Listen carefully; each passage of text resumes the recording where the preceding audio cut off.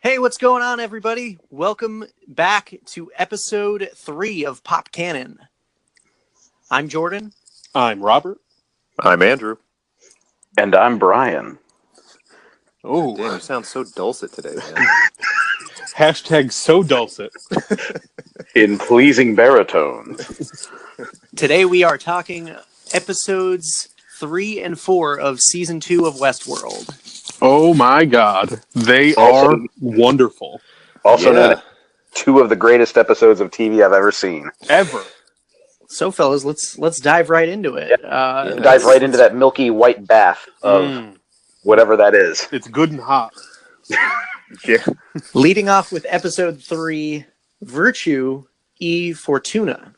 Virtù e Fortuna? I love these titles. So great. The titles are so deep Yeah. because Virtù, I believe, is how you're supposed to say it. Virtù? Yeah, I believe it's Italian. Yeah, it's a Machiavellian concept, basically opposed to the regular Christian virtues that includes pride, bravery, civic humanism, strength, and an amount of ruthlessness. Neat. And then Fortuna is... Well, that's clearly a red sauce that you put on linguine. No, with tuna. Oh. It's Fortuna. It says it in the name. You uncultured swine. It's the Fortuna is the goddess of fortune and the personification of luck. So I just, the episode title for this one and the next one, very interesting. And when you think about the episode as a whole, somehow they're able to tie the title back into the episode, which is just wonderful. Yeah. It's genius filmmaking right there. Hell yeah. Yeah. And we actually, at the beginning of episode 3, we finally get a look into another park. Oh, Yeah. Dubbed the Raj. The Raj. Yeah. So That's- cool. It's based on British colonial India. Yeah. And And that is confirmed to be Park 6. the Raj is part 6? Oh. Yeah. I don't know if you watched the previously on Westworld, the lead-in, it had the callback to the season premiere where Stubbs said, "Yeah, we have Bengals in Park 6." So Okay. Yeah.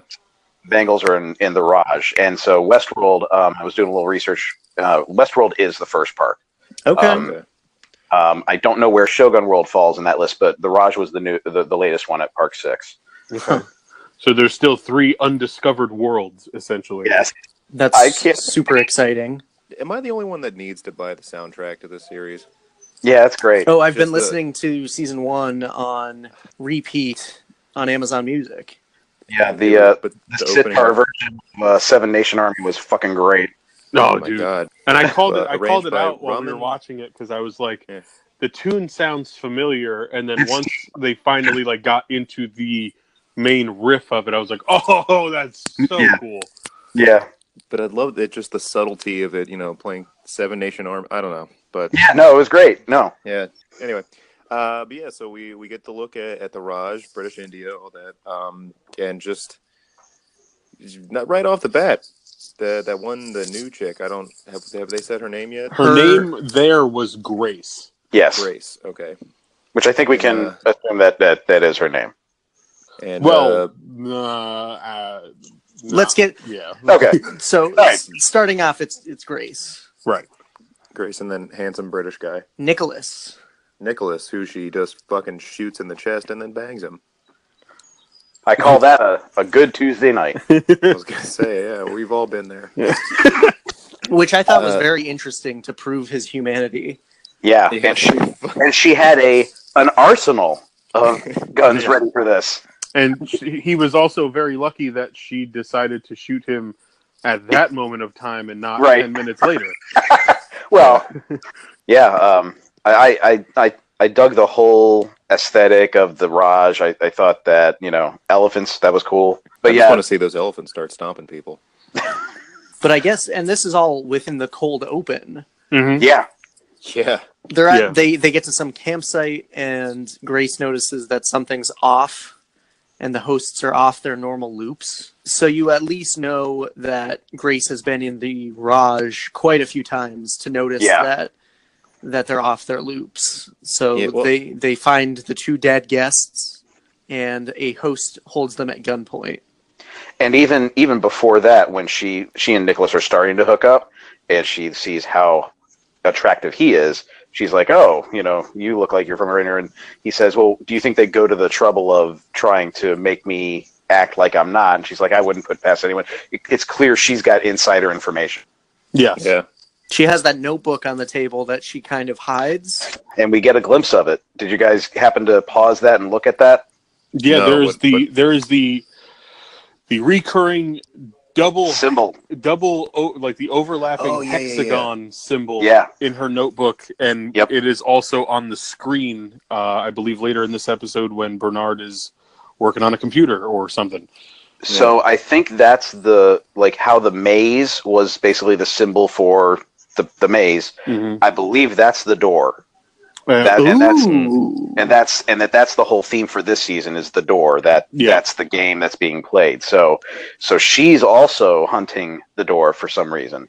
So as that all unfolds, she has a nice run-in with a Bengal tiger. Mm-hmm. That thing looked awesome. Yeah. I know that was all CG, but that looked awesome. Yeah. He chases her to the park boundary, which is the first time we're ever seeing something like that. And it even announces you're leaving the game field or whatever. Mm-hmm. Yeah. And we also see that hosts can freely come and go too, if that tiger was a host. Right. Well, I would assume that's now with the new rules in play that they wouldn't have been able to do that before. More on that in a little bit. And she kind of seemed to know where to go. Yeah. Right. Like she knew where to escape to. Real quick about the Bengal tiger, I just thought it was. I have so many things to say about the visuals of these two episodes because they both have just some of the best visuals of the series so far. But the Bengal tiger, when it was in the brush and you hear it, and I think they did that very much like you would probably stumble.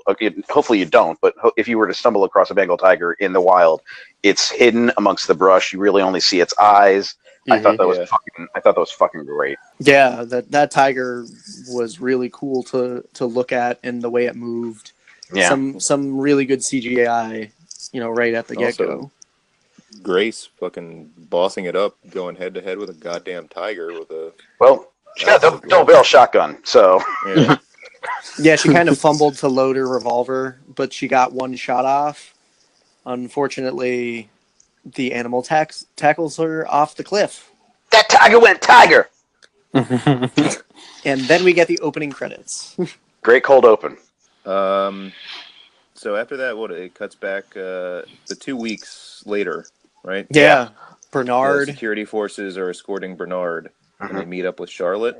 Yeah. She's like, "Oh, I didn't think you'd live through that." Yeah, that was the way that she worded that was very strange. I think this is a little bit post when we've already seen them together. Yeah. Oh no, absolutely. So there's there's chunks of time missing in between these encounters. Well, I think she's obviously still under the impression that he's human, and she said, "I didn't think you had it in you," which I think it goes towards that whole Delos Corporation thing of the people in creative. Or the programmers, they're pussies, Right. They're not security. They're not, So yeah, I mean, I could kind of see where she would have that attitude. I don't agree with it, but Yeah, she questions him as to the location of Peter Abernathy. The MacGuffin, I guess. Yeah. The entire season so far. But it's very interesting to see the way that their interaction takes place.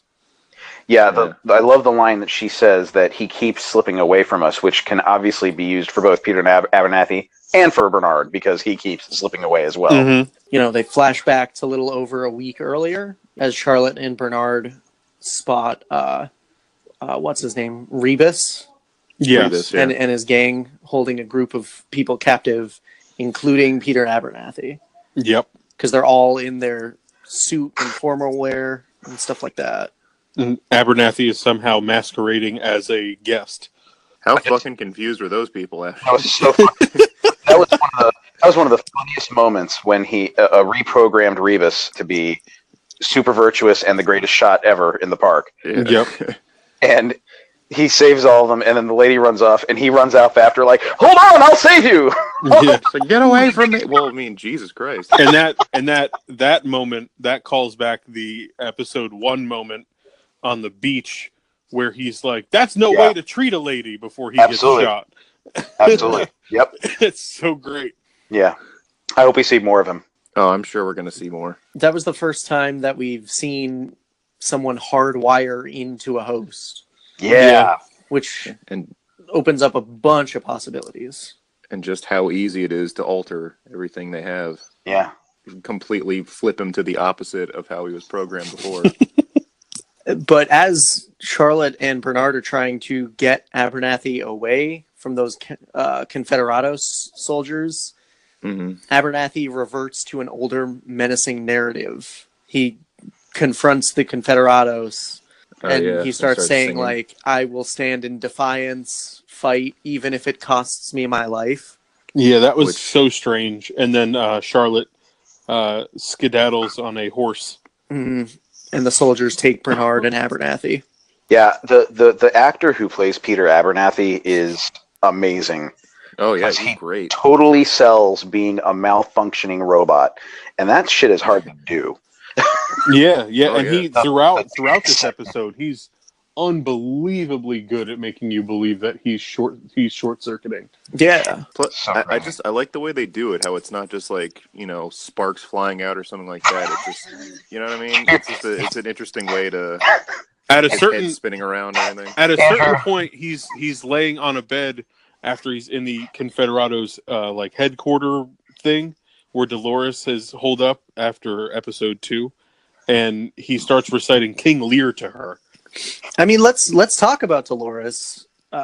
Yes. Because we revisit her in this episode, and She's fucking terrifying. yeah, this episode, because I know I had stated in our last episode when we were discussing Westworld that I wasn't crazy about Dolores and her storyline, but in this episode, she really sold me on the character and her motivations and everything she's doing. This might be my favorite episode of Dolores. Wow. Yeah. So far, yeah, I could see that.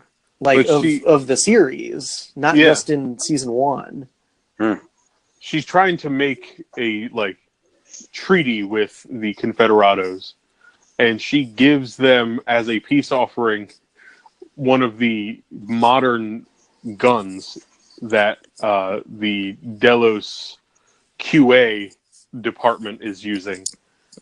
All I can see is the RCP-90 from GoldenEye. Well, that's what it is. Yeah, Yeah. and he falls in love with it, so he takes her on, and then she initiates put all your guys in front of my guys, and Operation Human Shield. yeah, and she lets them all die. Oh my fucking does she? Holy shit. Yeah. But I just like that, they have the Delos guys coming over the field with their high-tech weapons, and they're just, you can see Not it in all giving the soldiers. a fuck. Like, oh, fuck, yeah. Yeah. I mean, they take out maybe 1 or 2 of the QA people, and then it's just rain. Even after they've started firing, but they just keep on coming, and it's like, oh shit. Yeah. Yeah. Yeah. She warned They're them. spacemen Yeah. from the future. She told them how many people there were. They didn't necessarily believe her, I guess. For the Confederados, it might have just been like, "Here comes Astronaut Jones." When the all-terrain vehicles showed up, that's when they were like, "Huh, Mhm. what is that? Maybe we shouldn't be fighting that." Since the end of last season, that's kind of one of the money shots that I've been waiting for this season was QA going on a fucking killing spree on these fucking hosts, and we got it. Yeah. We fucking got it. Yeah. And then apparently with all of the higher thinking that Dolores does, she did not think to watch her back. She didn't have anybody on her 6. And they were able to just kind of sneak in, grab her father after a very heart-wrenching scene with him, and take him away. That's a whole thing I wanted to talk about is she realizes that she is a machine and that this world isn't real, and yet these memories of her, quote-unquote father are still affecting her so much. What do you guys think of that? That even though she has the ability to understand that it's not real, that it's still programmed into her.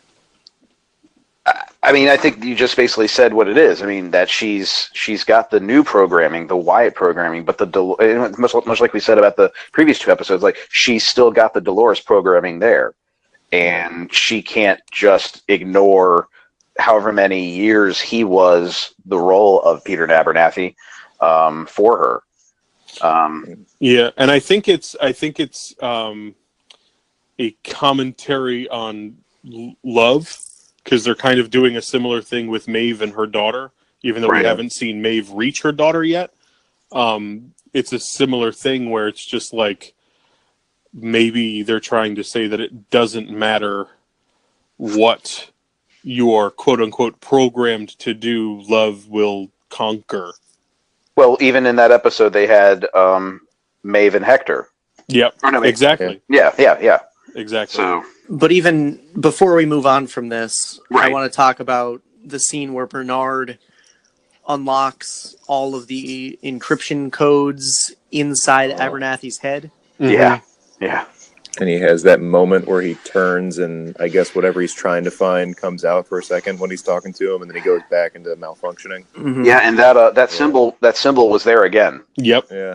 And it's like they basically programmed like a veil over the IP that they're trying to get out of the park.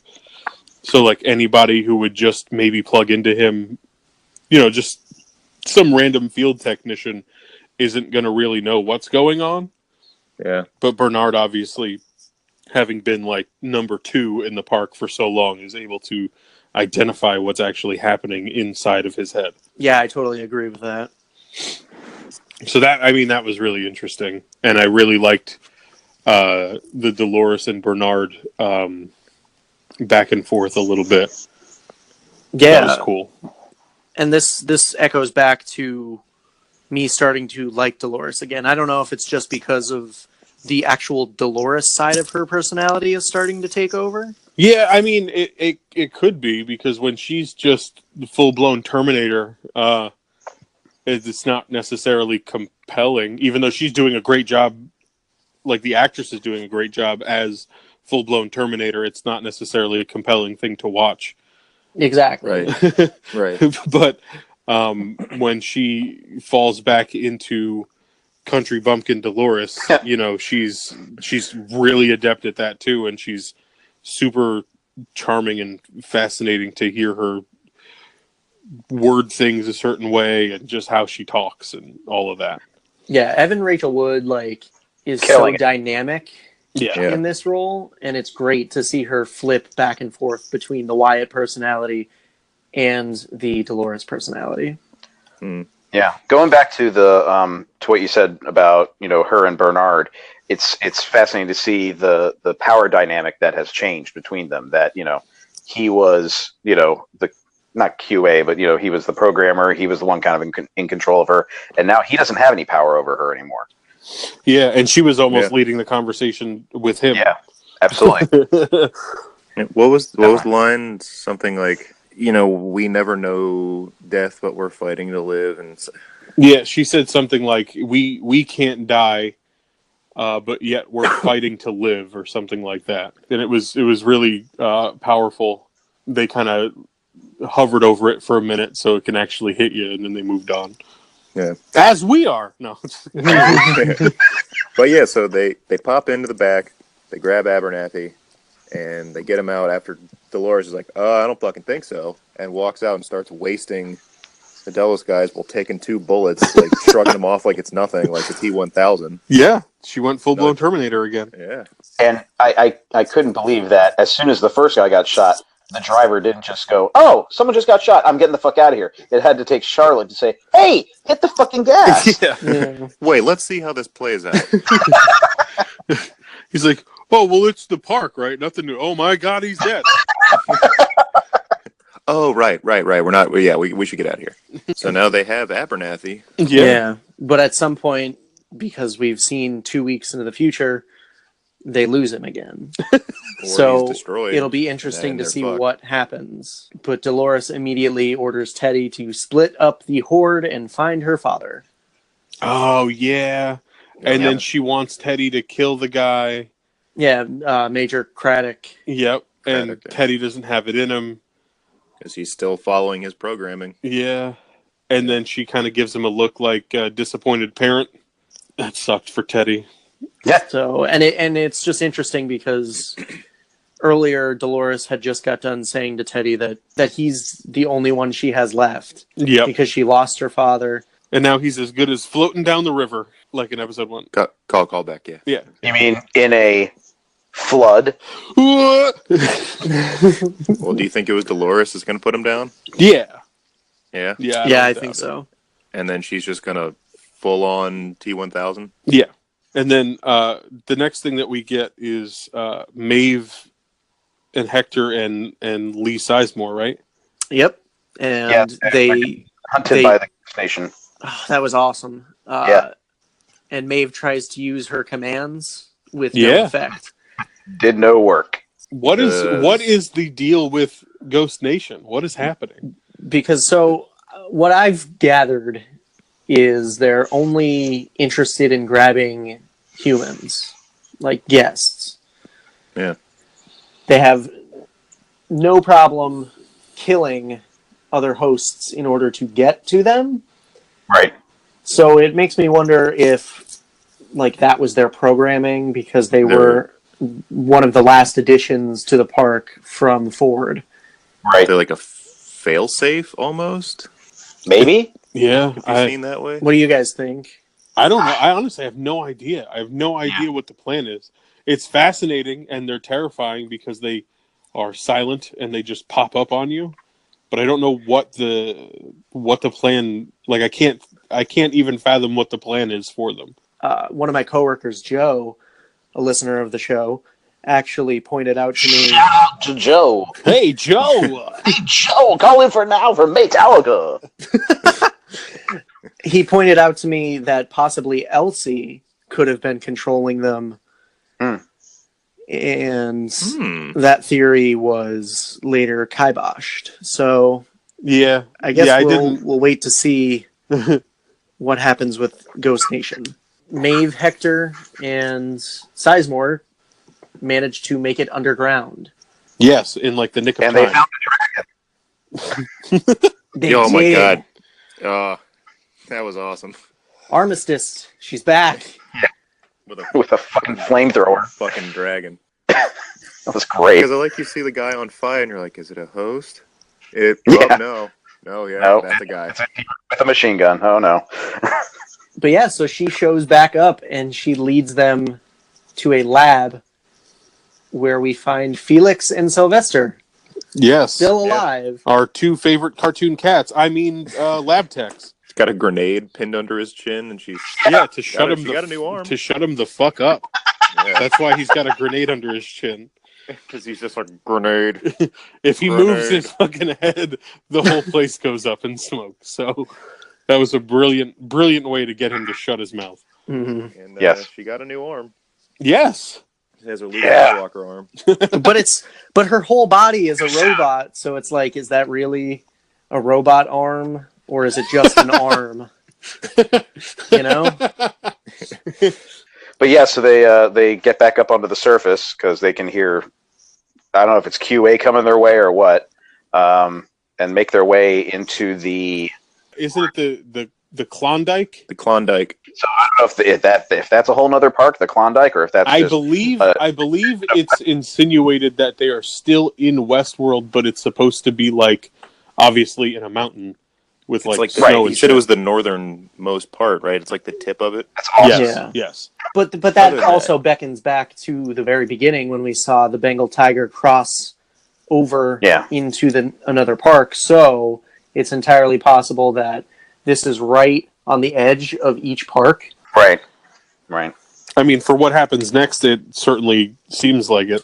Sizemore finds a severed head in the snow. But not just any severed head, Jordan. He recognizes that it's armor.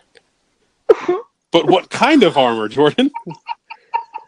samurai armor. And my brain exploded. So Sizemore like rushes up to warn everyone, We got a boogie gang. It's like, no. and of course nobody pays attention to him. No. And then all of a sudden we see a fucking samurai charge at them. God damn it. And crash cut to black. How Credits. awesome was just you see that shadow and then just running at him. And with then the sword. Maeve's face was just like, oh, Jesus. Oh Jesus, he has a sword. Like, just, I hope my commands work. Right. Yeah. Like, as soon as the credits hit on this episode, I was like, that's my favorite episode of the series. Wow. Immediately. And then episode 4 happened. If All right. only there were a designated time where we could hear about episode 4. Well, I'm glad you asked that, Robert, because we're going to start discussing episode 4, The Riddle of the Sphinx, right now.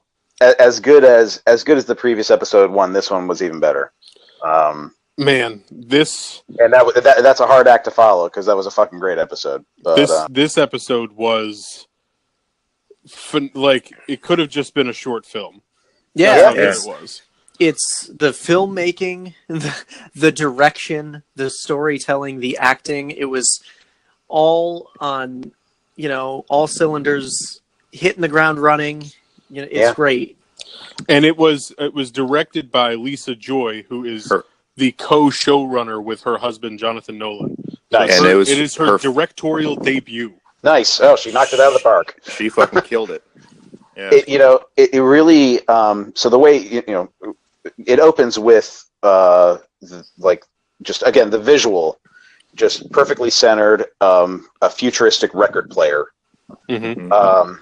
And I thought that was great. And then we see this, the entire circular span around the room that ends up being circular. It was a motif throughout the entire Absolutely room. Everything was either cylindrical or circular. Yeah. Everything. Very postmodern. And it's very Yes. interesting. I kind of picked up on this on one of the records. It kind of looked like the maze design. A little bit. Yeah, it had a Nice. little bit of that. Yeah. I get the feeling that player, it wasn't actually a record. It was like, kind of a digital thing, that it was just reading the digital information on whatever that thing was just to make it look like it was a record player. Because the occupant of that room, who we saw was Jim Delos. He's an older guy, so he would know about records. Yeah. The first song that plays, I think it was a Rolling Stones song. Yep. So, great song, by the way. It's very interesting because of the way that they opened this up. I immediately drew a connection to the season 2 opening of Lost. I'm glad you said that. Thank you. So I'm totally drawing Exactly. parallels from Desmond Hume being in the hatch to Jim Delos in this, kind of going about a really daily routine. Exercising, just like, Desmond did. And it was, I saw that too, man. It was crazy. Lisa Joy has said that was not intentional. But J.J. Abrams is a executive producer of this, so it might not have been intentional, but it's definitely, I don't know. It's eerily similar. Yeah. Right. No, they definitely, it's coincidentally they are similar, but it was not out of design that they became similar. And then we see that he has again, just something that Game of Thrones also did earlier this in their most recent season, where they had something that looked like it was going into something else. Like Jim is jacking off in bed, and then he pours the cream into the coffee. I was just like, oh, that was a nice, interesting little transition there. But And I knew immediately from when his hand started shaking, I drew parallels to Bernard's hand shaking. So I was like, oh, he's a host. Yeah. Yep. Yeah. And boy, I actually didn't. I thought it might have been part of the affliction that they referenced in episode 2. Yeah, that's what I was thinking. I didn't think he was a host. I definitely I noticed that the hand tremor was similar to Bernard, but them having told us that he was sick in some way, there was like an air of maybe this isn't, like, you weren't sure which way it was tipped. At least I wasn't sure which way it was going to tip. Yeah, no, I was there too with you, Robert, and Andrew. And of course, once William shows up, and then he They have a conversation. They're talking about establishing a baseline. I thought it still could be that they're establishing a baseline to try and save his consciousness, Right. you know? But when he put down the paper and slid it across, I was like, "Oh, it's going to be just what he just said, isn't it?" You know, that's where it clicked for me. But William, when he asks him what this is about or what this is for, William says fidelity. Fidelity, yeah. And that means the degree of exactness with which something is copied or reproduced. So when he says fidelity, I was like, wait, what? So I had to look it up, and then obviously you're like, oh, got it. Yeah, and William basically says to him that Delos isn't stable enough to leave the research facility. Yes. So again, it plays up what you guys were thinking, like, oh, well, maybe it's just his affliction. Right. Yeah. Let's talk about the title of the episode, The Riddle of the Sphinx. The Riddle of the Sphinx. And what, Yes. And what is the Riddle of the Sphinx? The most common known, it was, Oedipus? No, Harry Potter. Right, Harry Potter, excuse me. But the question that he posed to Oedipus was, what walks, I'm paraphrasing, what walks on 4 feet in the morning, 2 in the afternoon, and 3 at night? Yes. And the common answer is man. Beginning of life, you crawl on all fours, and middle of life, you walk on 2 legs, and 3, you walk with a cane. Whoa! Oedipus was the one who gave the answer as simply as man. That is deep. It is. But they're really pulling out like some really deep metaphors behind the episode titles. Yeah. Which I know a lot of shows do, but specifically Westworld this season has been knocking it out of the park. Yeah. So what we show the Ghost Nation?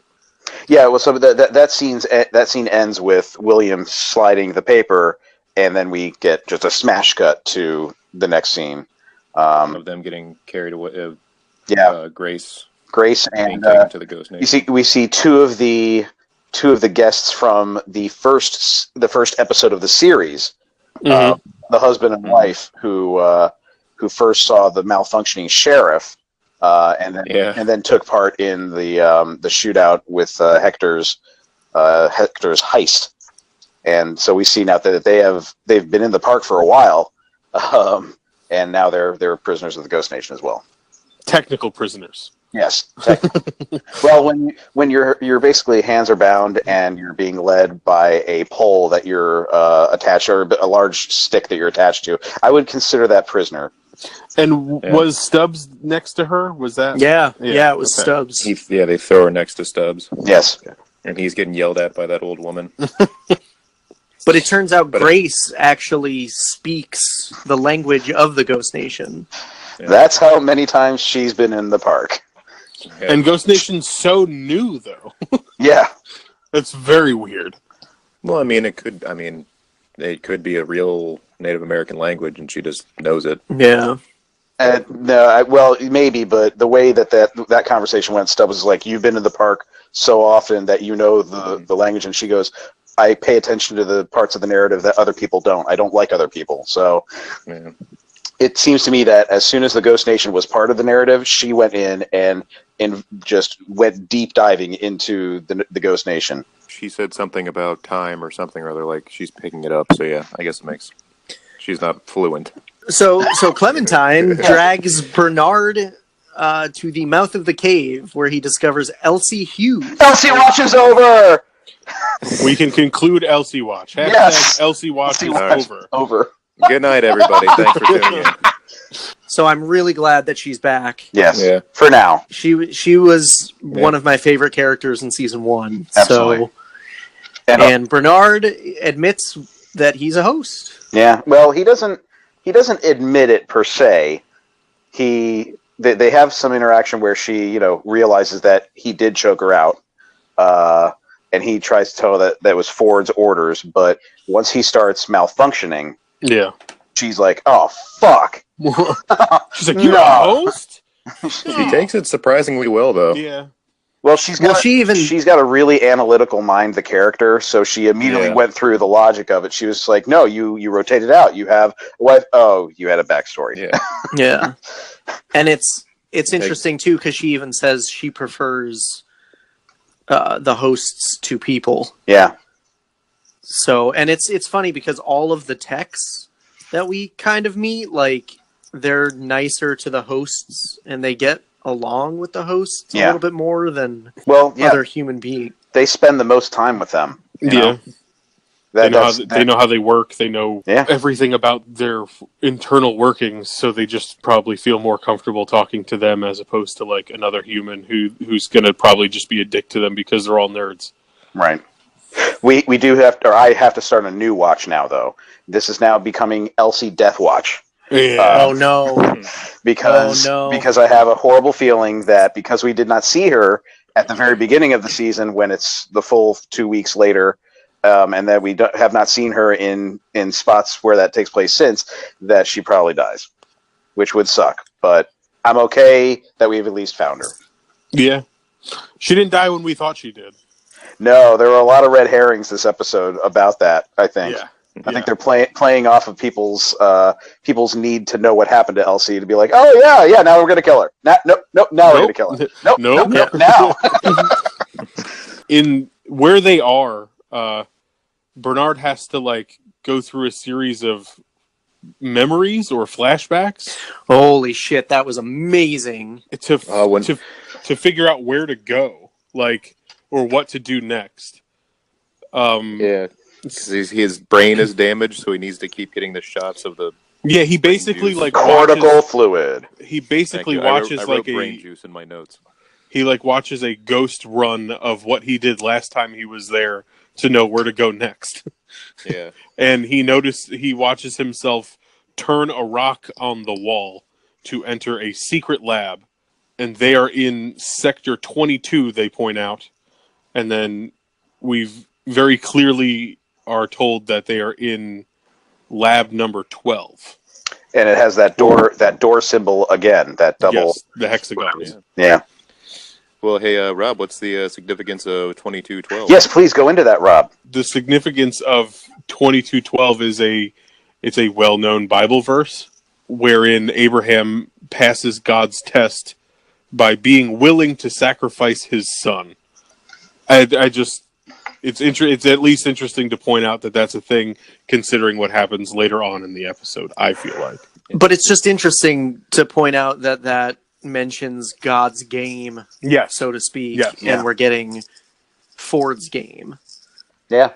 So is Ford God in this? Yeah. I believe so. Technically, yeah. Well, it doesn't. I mean, Dolores even says something kind of to that effect at one point, right? In the previous episode, she mentions something about a god and all that, and I assume she's talking about Ford. Yeah, about how like they think that they're gods or something, or they play God. Yeah. The way that Bernard saw everything, it just reminded me that he's playing the weirdest game of Lost Souls I've ever seen. But I just want to talk about how artsy that decision was to set that up that way. He couldn't recognize which was the past, which is the future, and which is the present. Right. And because he's seeing everything from like an outside perspective. Yeah, which is awesome. He's watching his past self go through those motions again. Right. And there's basically there's 3 or 4 different time frames that he's watching. Yeah. Like, because he's watching himself originally go there, and then there's like a second time, and then he's there now, but then he also had to watch himself with Elsie to get to where he needed to go. Yeah. Like, because he asked himself at one point, is this now? Right. Yeah. Yeah. And I went, holy shit. Yeah. Yeah. But yeah, so from there, I guess we see the Man in Black and Lawrence. Oh, God damn it, yeah. Jesus fucking Christ. This was Williams' biggest episode yet. Yes. Because, between his interactions with Jim Delos over the years that we see, and we'll talk more about, but and then with him just with his progression in was it Las Cruces, something like that? Is that the name of the town? Las Mudas. No, Las Mudas. Okay. Yeah, it's so great. Can we talk about when they're building the railroad? Oh yeah. Oh yeah, that was great. And instead of using wooden beams, they're using people. Well, they ran out of railroad ties, so you got to use the fucking guests. And Jesus, like just the one guy when he's like, "Get off of me!" and he fucking Yes. drives the spike through his mouth. Yeah, he was like, hold this. I mean, what was up with William and Lawrence? They didn't think they were in any danger, really. You know? No, yeah, they were just kind of passing through. Mm-hmm.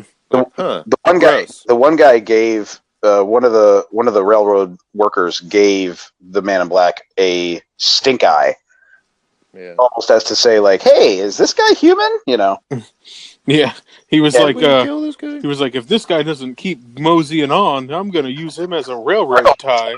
Mm-hmm. But he mentions that the tracks aren't going the right direction anymore, right? Right. Right, and he said that there's more than one player in this game, so that'll be interesting to see where that goes. I think that also has something to do with their outside of their loop at this point, because that's why they probably ran out of railroad ties. Yeah. So now they don't really know exactly Where which to go, direction they should be going. but they know they have to keep laying railroad ties. That's crazy. God damn it. That's I awesome. Hope we come back to, or not we, The show comes back to that. But yeah, so they're back. They're in Las Mudas, and Craddock's kind of fucking with all the townsfolk. Who, you guys got an elder of this town? Do you think there's going to be this big moment and he just fucking blows him away right there? Oh, and he's like talking to the guy. He's like, "Oh, you need a steady hand for your line of work." Talking to the bartender, and he puts the nitroglycerin on the back of his hand. That was absolutely not cool either. Yeah. Fucking You did it. up. Blam. Although I will say the visuals, again, so as the bartender is walking with the shot of nitro, and you can see his face reflected through, or refracted, I guess, through the shot glass, I thought that was fucking great cinematography. Yeah. Yeah, this entire episode, like, Lisa Joy did such a good job conveying different shots and different emotions just through visuals. Yeah. It's fucking I can't praise this episode enough. Yeah. Craddock's targeting Lawrence and his wife. Right. And he's having her, like, he's having her, like, walk the grounds with the nitro. Oh, and then this kind of triggers the Man in Black to think back to the night Juliet committed suicide. Right. But here it shows, like, someone in a bathtub at home cut her wrists. Yeah.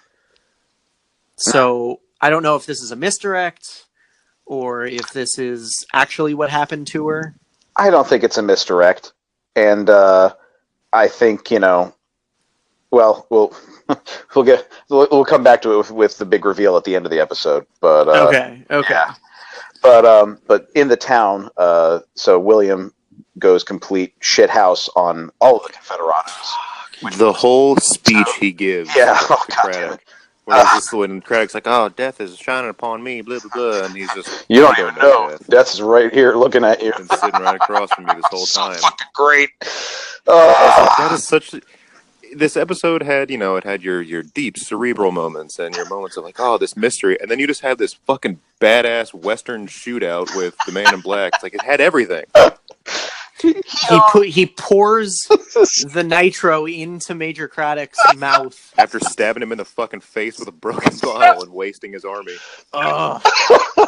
So cool. He's just like, open up, and he pours it down his throat and blows his head off. He walks over to Lawrence and he goes, "I believe this belongs to you." Yep. Hands him his gun and fucking blows Craddock the fuck up. I thought it was interesting how Major Craddock's kind of whole attitude and demeanor and the way he was screwing with all the townsfolk, it kind of mirrored the Man in Black from last season when he was doing the same thing, when he was dancing with Lawrence's wife and all that. Yeah. So I think he kind of had a moment of realization there.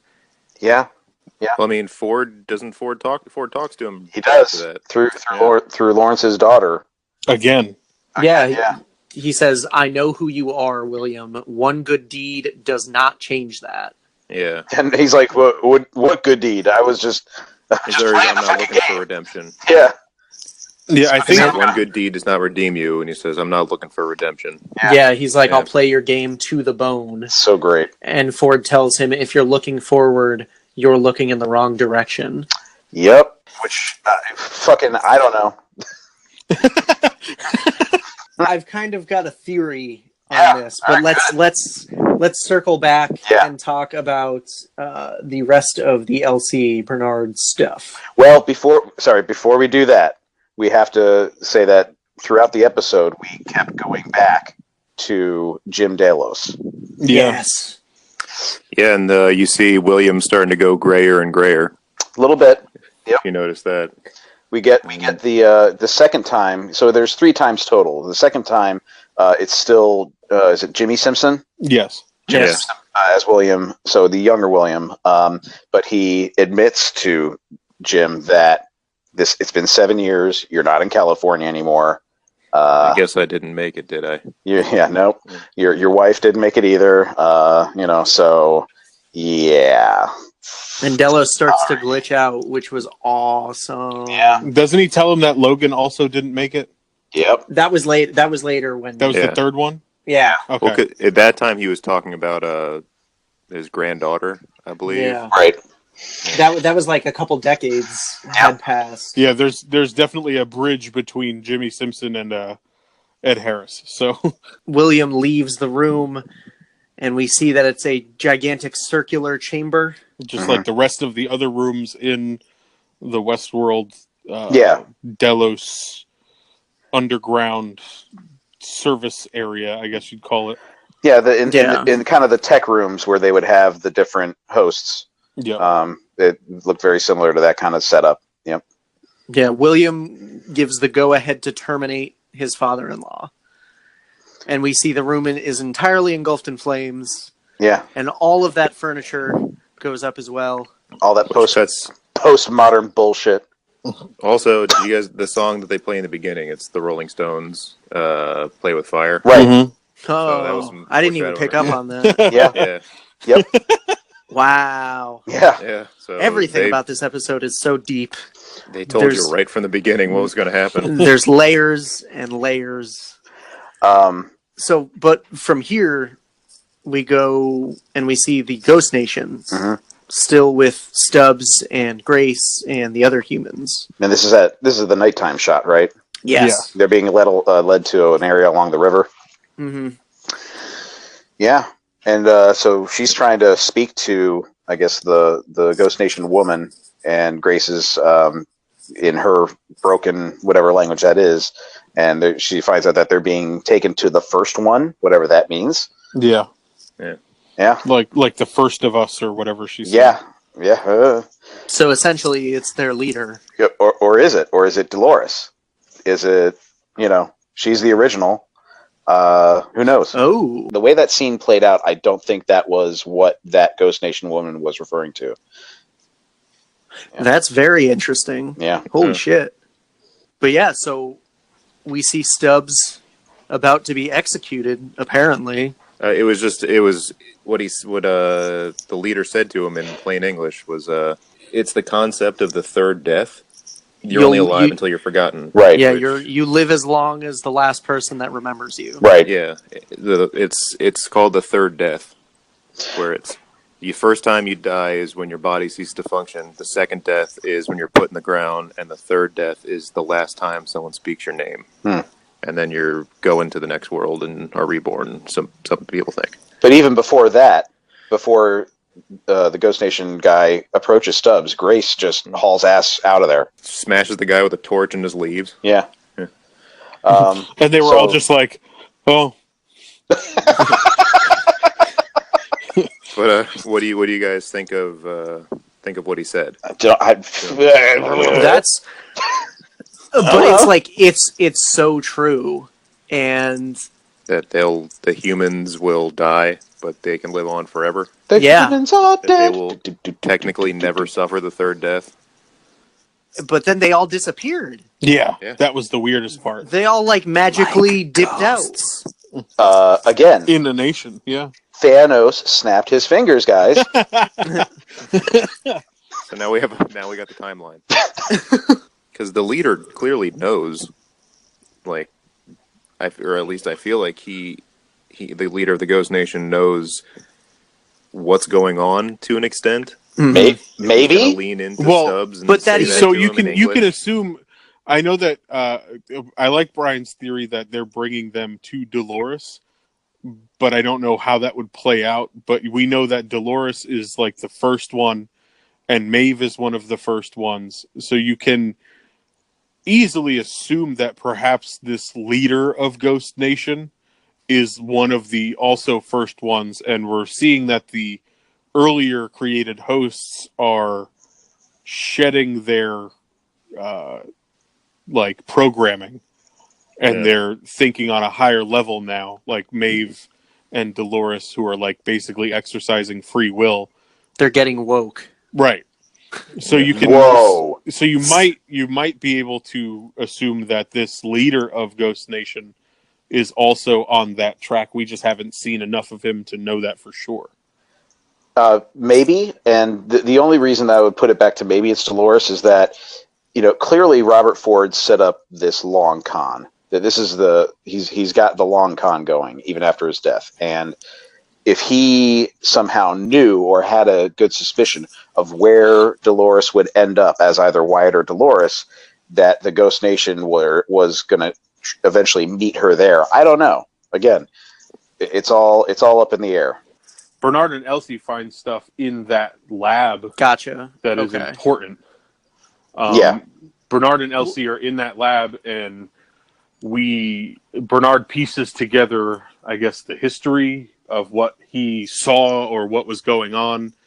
Yeah. And we see the same CPU Fabergé egg thing that from the first episode that they took out of one of the hosts' head, but we see it's red. Mhm. And the show itself has confirmed that the white ones are hosts and the red ones are humans. Yeah. Yeah. They're Trying to like plant but then consciousness into a further host. than that, there's the red ball that is being created in there. The show has dubbed those the pearl or pearls, and that is where they store the actual human consciousness. Awesome. And Bernard pockets one. in the past. In the past, yeah. Yeah. But whose does he pocket? So Ford sent him there for a reason Right. to basically because it showed it create it, Right. and then he pocketed it. Right. But And whose then- was it? Yeah. It's I feel like it has to do with William and the game Yeah. and the door. Yeah. So for me, and I know this is unrelated to the actual plot of the episode, but it's just the theory is that it seems as though in my head Dolores and Ed Harris's William are on a collision course. Yes. And it Again. seems to me that is by design. Yes, I think so. And I think that is the door that they keep talking about. And I think that is where Genesis 22:12 becomes relevant. Because I think William is going to have to make a choice where he gets to choose eternal life with Dolores as William. Perhaps Jimmy Simpson William. Perhaps Ed Harris William. I'm not sure which way. Or choose to not be immortal and die as a human as Ed Harris. I think that is the door and the choice. See, Goes back to the third death. I have a different theory on that. It does have to do with the Genesis thing and the Abraham thing. I believe the reason why William's wife, Juliet, killed herself is because maybe she had a miscarriage, Oof. or they lost a son. They had a son and they lost it. So that consciousness is a host version of William's son. Wow, that's deep. And he's got to either sacrifice and destroy this creation, Wow, or embrace it. So that's the thing that I'm seeing. Where Because I don't I'm think just that, curious. Yeah, I don't Where- think that there's anything that indicates that he has Not. or had a son. There's not. And that's a too literal reading of the Bible verse itself. But I'm just saying the point of the they're Bible still- verse is to point out the choice that he has to make between, and the further point is that Robert Ford already knows what William is going to choose, but he has to make William make the choice. I think those are both very interesting and as credible as the other theories. Because he says, if you're looking forward, you're looking in the wrong direction, right? Yeah. Right. And it's where your end is at your beginning, or whatever the hell that. And Dolores was the beginning of all of this for William. Right. So I think that could be something too, though, because the beginning of all of this for William to become the Man in Black could have started with Juliet killing herself. They've just started focusing on that, so I don't think that's the There's long. Still time. No, I know that. I just don't think that that's the long term. We know a season and almost a season and a half deep about William and Dolores, so I think that is the decision, because the love there, and that's the through line through the season is that love, and can you have that love, and all of that kind of stuff. Like, I think that's the through line. But we have to discuss William talking to Jim Delos. Yes. So we get the third iteration of the test between old William and Jim Delos, and where all the cards are on the table now. Yeah. It's the 149th time that they've brought Delos back. That's insane. And he's suffering from a cognitive plateau. His consciousness can't accept the reality that it's in. Right. Like, that's where the malfunction is that there's a lack of acceptance and moving forward. Like, he can't process what's happened to him. Right. And that's where the brain keeps getting hung up. Right. And this is why I think that there's no Man in Black host version, because he says, like, that the project's a mistake and perhaps no one is meant to live forever. Yeah. Perhaps, but we don't know whose pearl that was. That's true. Right. I'm not discounting your theory. I'm just saying. No, I'm just saying, like, that's once we answer those questions, we can figure out then the answer here. Mm-hmm. So as William leaves that time, Jim loses it and starts shredding the fucking circular room like a rock star. But even before that, he reveals that his wife Juliet killed herself. Yeah, and that Logan's dead. Yep. Logan OD'd on future heroin. And that's when Delos starts. Because didn't he stand up and just start yelling Logan? Yeah. Yeah. Like, he was, like, calling for him. So the Man in Black leaves the quarantined room, and he tells the employee not to terminate, but rather to observe his degradation. Right. And which brings us back to Bernard and Elsie. Right. Pressing forward into what we discover now is the same place. Bathed in a hellish red light. Good Lord. They opened the door to the hellscape. And the most wonderful part about this sequence of events is that we know what they're going to discover. We don't know what form of it they're going to discover, but we know what they're going to discover. Right. They have no idea. So the tension mounts in the opposite direction, which is a lot of fun. Yeah. Yeah. And there they find a visibly deteriorating James Delos. And so Jim Delos attacks Elsie, and Bernard tries to fight him off. Sheepishly. Yeah, because he's a fucking wiener. I like Bernard a lot, but it's in his programming to be kind of... That's so great, Andrew. Bernard saves her, right? Yeah. Yes. Yeah. So, not much of a wiener now, huh, Andrew? Who's the wiener now? The wiener's on the other foot. But instead of delivering a final blow, Elsie winds up initiating the burn protocol or whatever. The true hellscape.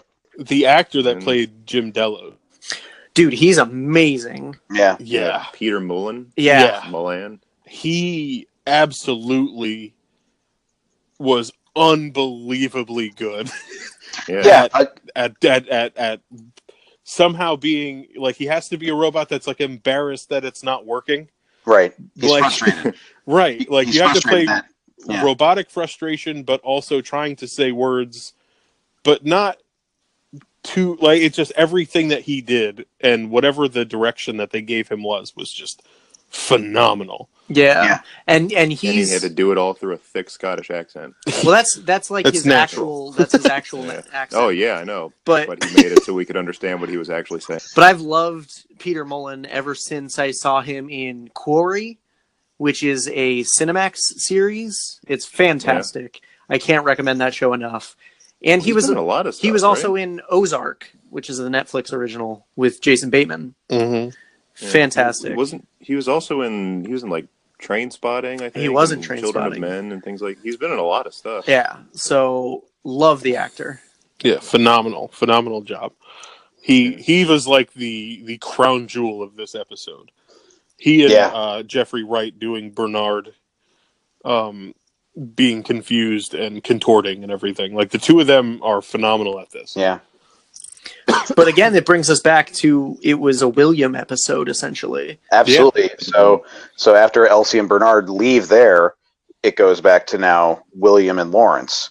Mhm. And their little posse. So they're riding off into the sunset, and they then come across someone riding in from the sunset. Again, the visuals just fucking great. Yeah, and You think for a second that it might be Dolores. Yeah, Yeah. and it turns out to be Grace, who we find out is actually William's daughter, and her name is Emily. Bum bum bum. And I love that they did not leave that open-ended and hanging for longer than an episode, for at least technically 2 episodes. Right. I love that they tighten that up. They're like, that's not the important thing that you're supposed to be paying attention to here. Right. Stop pretending to think who that is. This is who it is, and that's it. Move on. Yeah. I love that. And so to circle back, hey, circles. What? To circle back to what I said earlier about, the fact that she knows so much and she has the door, the symbol of the door in her little Grail diary. Mm-hmm. Where are we going to see with this, with her and her father towards the same objective, but perhaps competitors? Yeah, they're probably they could obviously be on opposite sides of the door. Yeah. I immediately began to wonder, is Emily in the park to find and kill Dolores? Ooh. Wow. Because knowing, she has to know the history of her father. Oh, shit. And then that could even be the decision that William has to make. My daughter or Dolores? Oh, shit, dude. So Emily, as a kid, approached Dolores. Yes. While Yeah. on the grounds in the past from episode 2, so she clearly would remember what Dolores looks like. Yep. Mm-hmm. She even she comments, she's like, "Oh, you're really pretty." She comments on her, "Oh my god." Shit. And so then it would not be a literal son, but perhaps a daughter. Yeah. Yeah, there's a lot going on, and I love it. And I'm excited for tonight's episode, which is episode 5, which we will discuss in the future. Before we sign off, I just want to say, so now we know the ultimate goal of Delos now. We've been speculating. What was it? Was it blackmail? Was it just to find out how far people can go? And those are all involved with it, I'm sure. But we now know that the ultimate goal of Delos is immortality. Yep. Yeah. I'm Jordan. I'm Robert. I'm Andrew. I am Brian. Thanks for listening, everyone. Enjoy. Yeah, and we'll see you guys next time to discuss more horribly nerdy topics. And we love you. Thank you for listening. Oh, Andrew loves something. Yeah, it's new.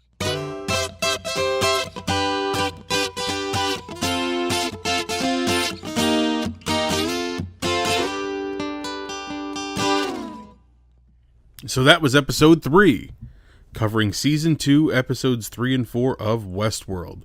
We are in full-blown theory mode now. Which theory do you take more stock in? Let us know. Please like and follow our Facebook page, facebook.com/Pop Kannon Podcast. Please follow us on Twitter @PopKannonPod. And subscribe to us on the following podcast platforms: iTunes, Google Play, Anchor, Overcast, Pocket Casts, and of course our YouTube page, which is also the exclusive home to our previous 20 episode run under our old name. And here's how to follow us individually. I, Robert, can be followed on Twitter and Instagram @Yesball. Jordan can be followed on Twitter and Instagram @AlexShepard. Andrew is on Twitter @flavored_red and Instagram @skeleton_city_comics. And we were only able to follow Brian for a short while. He was way ahead of us in the mountains as the weather grew colder. We lost sight of him, but we kept searching until we found a makeshift campsite with the fire still burning. But still no Brian. When suddenly a man with a samurai sword came charging at us. Smash cut to black. Thank you so very much for listening, and don't forget, if you're a WWE fan, Jordan and I also run the Royally Rumbled podcast. Follow us on Twitter to learn more.